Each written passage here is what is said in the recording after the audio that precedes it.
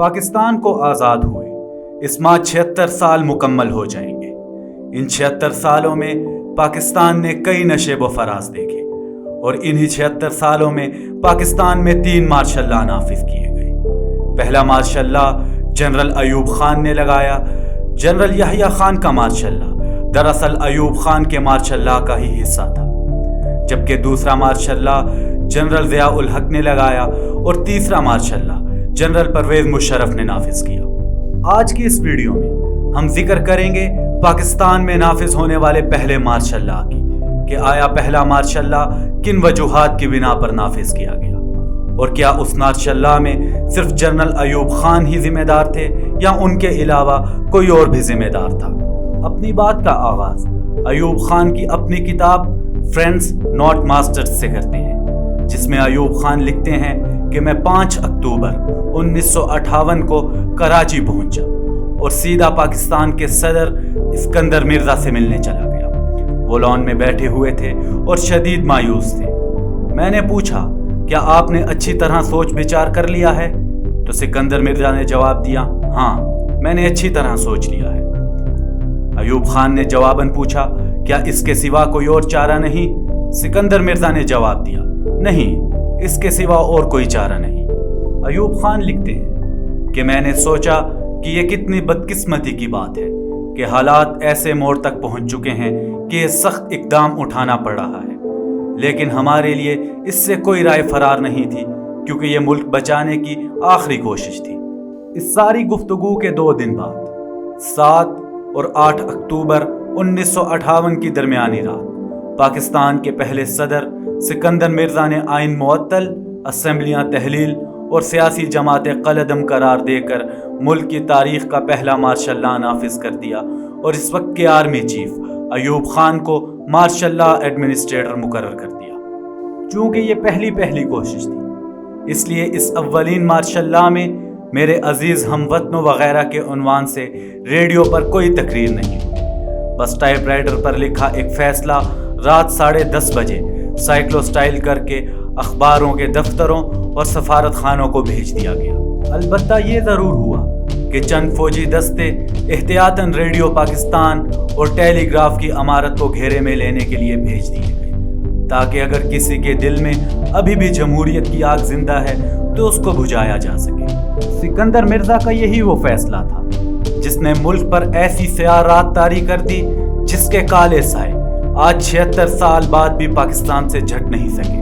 سکندر مرزا کے تحریر کردہ فیصلے کی سائیکلو سٹائل کاپیاں آنے والی کئی دہائیوں تک تقسیم ہوتی رہی۔ فرق صرف اتنا تھا کہ یہ کردار بدلتے رہے، کبھی یحییٰ خان، کبھی جنرل ضیاء اور کبھی پرویز مشرف۔ کچھ بات کرتے ہیں اس فیصلے کی جو 8 اکتوبر 1958 کی رات سکندر مرزا نے لکھا تھا۔ سکندر مرزا کہتے ہیں کہ میں پچھلے 2 سال سے شدید تشویش کے عالم میں دیکھ رہا ہوں کہ ملک میں طاقت کی بے رحم رسہ کشی جاری ہے، بدعنوانی اور ہمارے محب وطن، سادہ، محنتی اور ایماندار عوام کے استحصال کا بازار گرم ہے، رکھ رکھاؤ کا فقدان ہے اور اسلام کو سیاسی مقاصد کے لیے استعمال کیا جا رہا ہے۔ سیاسی جماعتوں کی ذہنیت اس حد تک گر چکی ہے کہ مجھے یقین نہیں رہا کہ انتخابات سے موجودہ مسائل حل ہوں گے اور ہم ایسی مستحکم حکومت بنا پائیں گے جو ہمیں آج درپیش لاتعداد اور پیچیدہ مسائل حل کر سکے گی۔ ہمارے لیے چاند سے نئے لوگ نہیں آئیں گے، یہی لوگ جنہوں نے پاکستان کو تباہی کے دانے پر پہنچا دیا ہے اپنے مقصد کے لیے انتخابات میں بھی دھاندلی سے باز نہیں آئیں گے۔ یہ لوگ واپس آ کر بھی وہی ہتھ کنڈے استعمال کریں گے جنہیں استعمال کر کے انہوں نے جمہوریت کا مذاق بنا کر رکھ دیا ہے۔ آپ نے اس کے بعد آنے والے اشروں میں دیکھا ہوگا کہ مارشل لا لگانے والے عموماً ایسا ہی اسکرپٹ استعمال کرتے تھے۔ سکندر مرزا کے بقول جمہوریت مذاق بن کر رہ گئی تھی، لیکن اصل مذاق یہ تھا کہ جب یہ مارشل لا نافذ کیا گیا اس کے 3 ماہ بعد پاکستان میں انتخابات ہونے تھے۔ کیا واقعی سکندر مرزا کو جمہوریت اور عوام کی اتنی فکر تھی؟ تو ایسا ہرگز نہیں ہے۔ حقیقت یہ ہے کہ اس وقت کے سیاسی ماحول میں صاف نظر آ رہا تھا کہ آنے والے انتخابات میں اس وقت کے وزیر اعظم ملک فیروز خان نون کا حکومتی اتحاد وہ الیکشنز آرام سے جیت جائے گا، اور یہ بھی صاف نظر آ رہا تھا کہ وہ اتحاد سکندر مرزا کو دوبارہ صدر منتخب نہیں کرے گا۔ اب اپنی صدارت بچانے کے لیے چاند سے نئے لوگوں کو تو لایا نہیں جا سکتا تھا، چنانچہ صدر مملکت کو عافیت اسی میں دکھائی دی کہ جمہوریت کو ہی راکٹ میں بٹھا کر خلا میں روانہ کر دیں۔ اس بات کی تائید بیرونی ذرائع سے بھی ہوتی ہے۔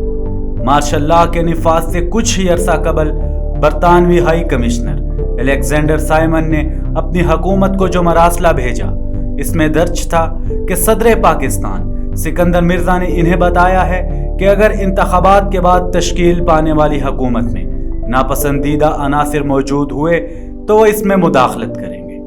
اب یہ تو سب کو معلوم تھا کہ ناپسندیدہ عناصر کون تھے۔ وہ ارکان جو اسمبلی میں سکندر مرزا کو دوبارہ صدر بننے کے لیے ووٹ نہ دے، وہ ناپسندیدہ تھے۔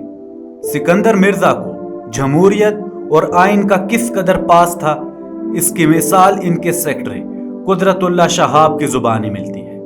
قدرت اللہ شہاب اپنی کتاب شہاب نامہ میں لکھتے ہیں کہ 22 ستمبر 1958 کو صدر پاکستان سکندر مرزا نے انہیں بلایا۔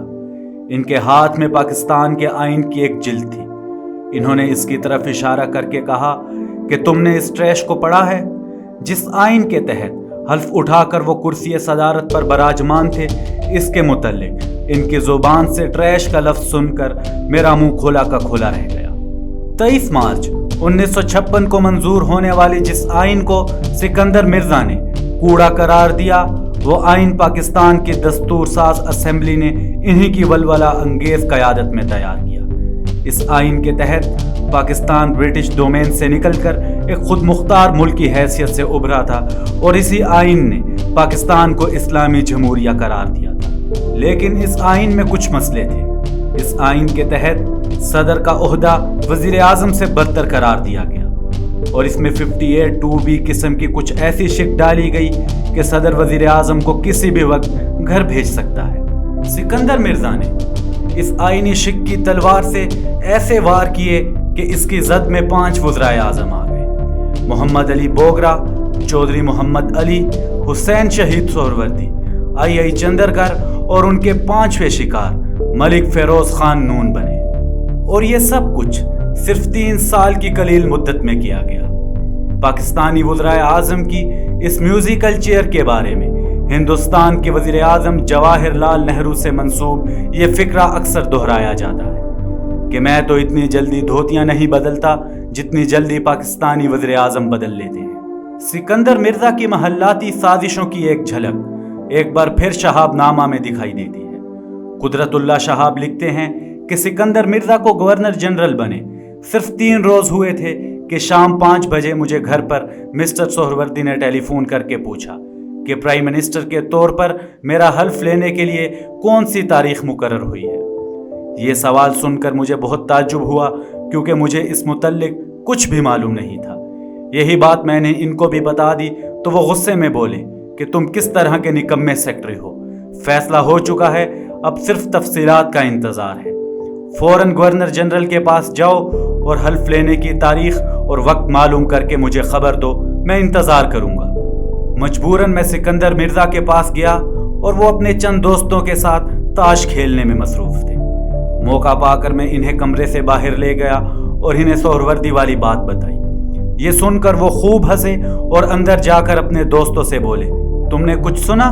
سہروردی پوچھ رہا ہے کہ وزیر اعظم کا حلف لینے کے لیے کون سا وقت مقرر کیا گیا ہے۔ اس پر سب نے تاش کے پتے زور سے میز پر مارے اور خوب ہنسنا شروع ہو گئے۔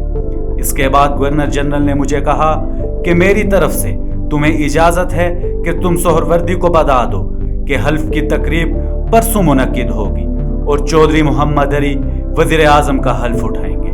وہاں سے میں سیدھا مسٹر سہروردی کے ہاں پہنچا اور ان کو یہ خبر سنائی۔ ایسا دکھائی دیتا تھا کہ ان کے ساتھ کچھ وعدے وعید ہو چکے ہیں۔ اس نئی صورتحال پر وہ میرے سامنے بس اتنا ہی بولے کہ اچھا پھر وہی محلاتی سازشیں۔ لیکن جیسا ہوتا آیا ہے، آخر کار صدر مملکت کی محلاتی سازشیں خود انہی پر بھاری پڑ گئی۔